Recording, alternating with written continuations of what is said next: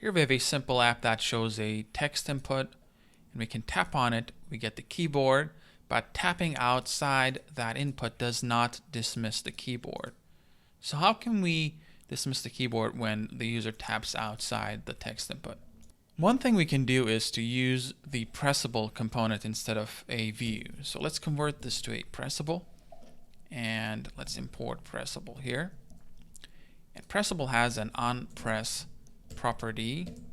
Here we can use keyboard.dismiss, and I have just imported keyboard here.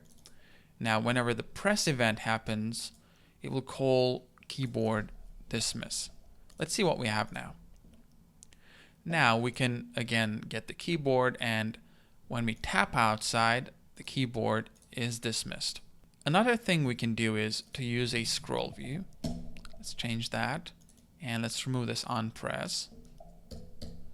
And we need to assign the style of the container before to content container style when we're using a scroll view. Now, let's see what we have. Again, we can press on the text input, and when we tap outside, it automatically dismisses the keyboard.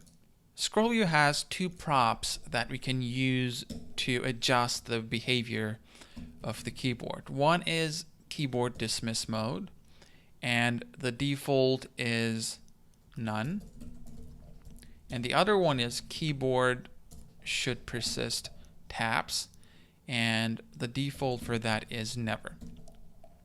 We can change keyboard dismiss mode to interactive, and when it is set to interactive, what we get is this. We can see the keyboard now, but we can just pull the keyboard down, and as we pull it down, the keyboard is dismissed.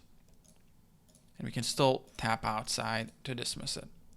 Or we can use on drag, and what it does is when we get the keyboard and we start dragging the scroll view, the keyboard is automatically dismissed. But again, the default is none, and when it is set to none, the only way to dismiss the keyboard is to tap outside, and scrolling or trying to move the keyboard down doesn't do anything.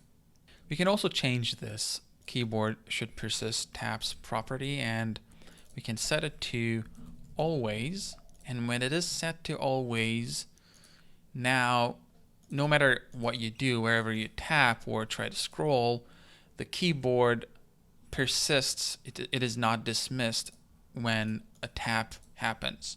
Let's change this back to never, which is the default. And let's do something else. Let's add another pressable here, which we will use as a button, and let's set a text, and let's import the text component. And here, let's call this submit, for example. And I have already prepared some styles for these. And whenever that button is pressed, let's do something. Let's show an alert that says submitted. We can see that it says submitted. But let's see what happens when we press the text input, write something in this, and then when we press the submit button, we don't get the alert. The first thing that happens is the keyboard gets dismissed, and on our second tap, then we see the alert. How can we get this button to work while the keyboard is still visible?